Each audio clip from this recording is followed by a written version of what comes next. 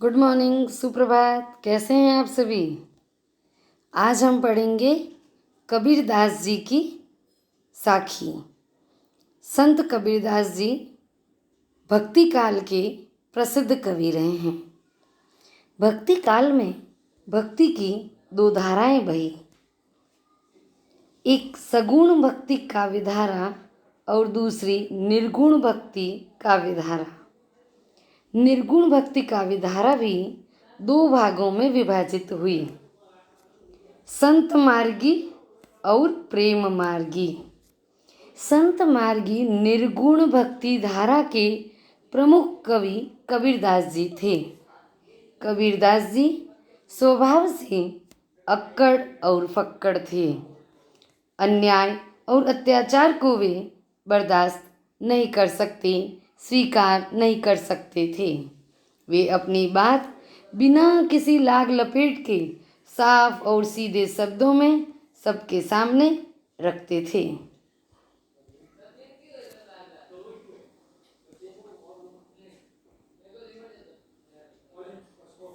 कबीरदास जी ने बाह्य आडंबरों का विरोध किया, बाहरी दिखावों का विरोध किया।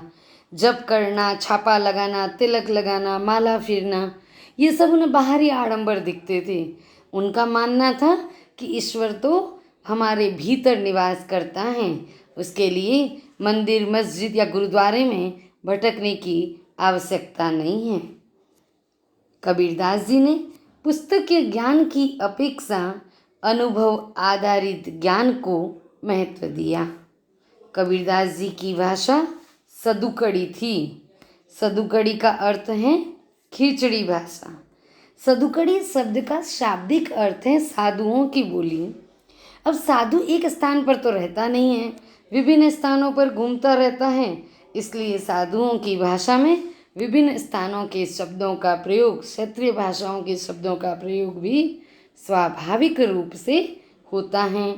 साधुओं का जीवन घुमक्कड़ होता है और उसमें अनेक भाषाओं के शब्द मिले होते हैं।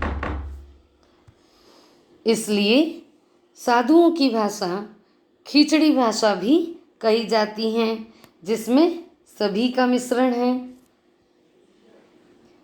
साखी, साखी शब्द का जो अर्थ है, इसका जो तत्सम रूप है वह है साक्षी, और उसका अर्थ है प्रत्यक्ष ज्ञान, अर्थात आंखों देखा ज्ञान, स्वयं का अनुभव किया गया ज्ञान। साखी में राजस्थानी, अवधी, भोजपुरी, पंजाबी आदि भाषाओं के शब्दों का प्रयोग किया गया है और यह दोहे छंद में रचित हैं। कबीरदास जी के दोहे बड़े प्रसिद्ध हैं। छंद किसे कहते हैं? तो कविता लिखने के नियमों को छंद कहते हैं, और साखी दोहे छंद में रचित काव्य हैं। कबीरदास जी के दोहे इतने सरल हैं कि अनपढ़ जनता की जुबान पर भी चढ़े हुए हैं। उन्हें वे ऐसे ही दोहरा लेते हैं, मुख जबानी याद होते हैं।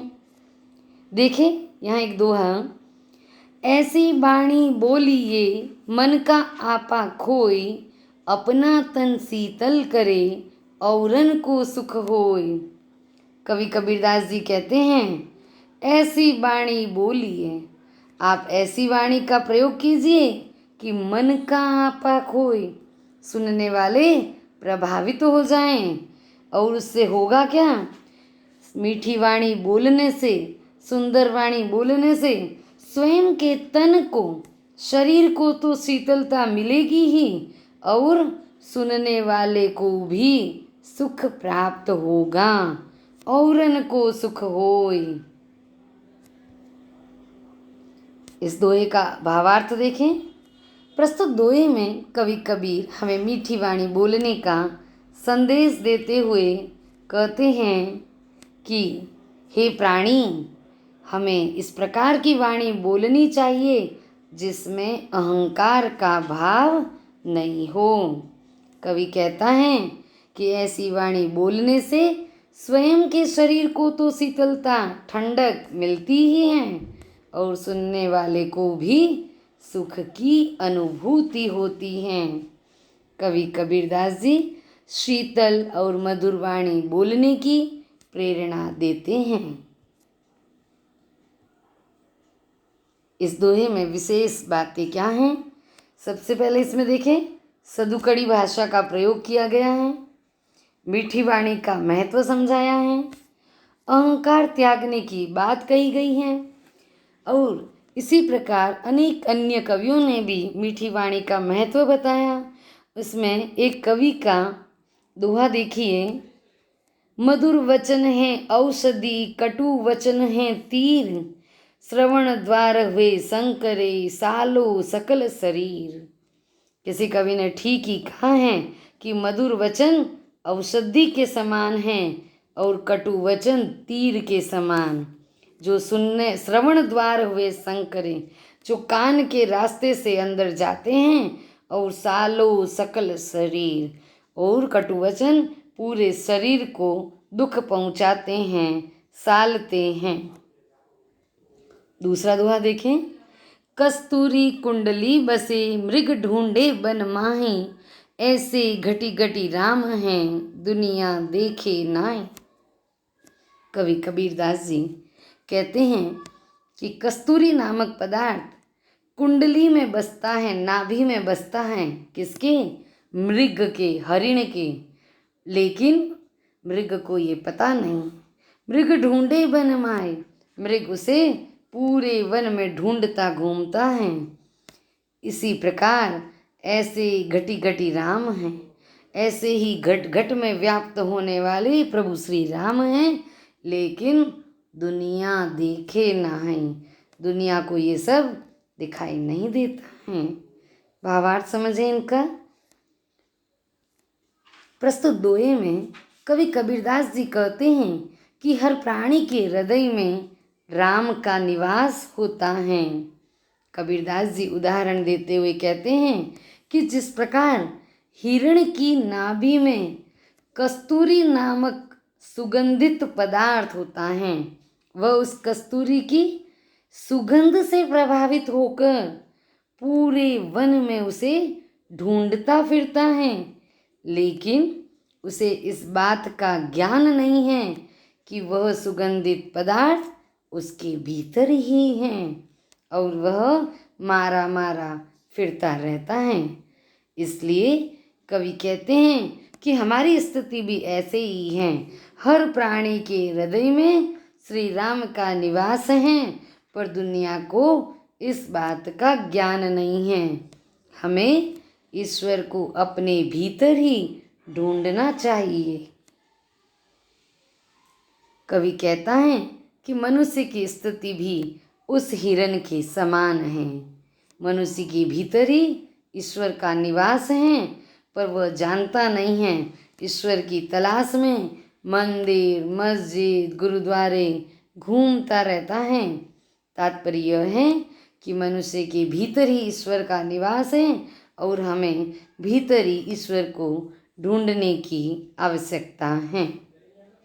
तीसरा दोहा देखें, जब मैं था तब हरि नहीं, अब हरि है मैं नहीं, जब अंधियारा मीटा गया, जब दीपक देखा माई। सब, यहाँ सब होगा, सब अंधियारा मिटी गया, जब दीपक देखा माई। कवि कहता है जब मैं था, अहंकार था, तब ईश्वर नहीं मिले, और अब ईश्वर का निवास हो गया है, ईश्वर की प्राप्ति हो गई है, तब मैं समाप्त हो गया है, अहंकार खत्म हो गया, सब अंधियारा समाप्त हो गया, जब मैंने ज्ञान रूपी दीपक लेकर भीतर झांका तो मुझे सारी सच्चाई पता चल गई। भावार्थ देखें, उपर्युक्त दोहे में कवि कबीरदास जी कहते हैं कि मनुष्य को अहंकार का त्याग करना चाहिए। जब मैं अर्थात अहंकार होता है, तब तक हरि अर्थात ईश्वर की प्राप्ति नहीं होती है। लेकिन अब मैंने मैं का त्याग कर दिया है, अहंकार का त्याग कर दिया है, तब मुझे ईश्वर की प्राप्ति हुई है। कवि उदाहरण देते हुए कहता है कि जब ज्ञान रूपी दीपक की प्राप्ति होती है और अज्ञान रूपी अंधकार समाप्त हो जाता है, कवि हमें अहंकार त्याग कर ईश्वर को पाने का मार्ग बताता है, ईश्वर को पाने के लिए प्रेरणा देता है। कवि कहता है इसके लिए आवश्यक है कि हमें अहंकार का त्याग कर देना चाहिए। विशेष बातें क्या हैं? सदुकड़ी भाषा का प्रयोग किया गया। कस्तूरी कुंडली, यहाँ पर क और क, कस्तूरी में क आया, कुंडली में क आया है, अतः क वर्ण की आवृत्ति हुई है, अतः यहाँ पर अनुप्रास अलंकार का प्रयोग हुआ है। घटी घटी, एक ही शब्द दोबारा आ जाए, वही उक्ति दोबारा आए तो उसे हम पुनरुक्ति प्रकाश अलंकार कहते हैं। धन्यवाद।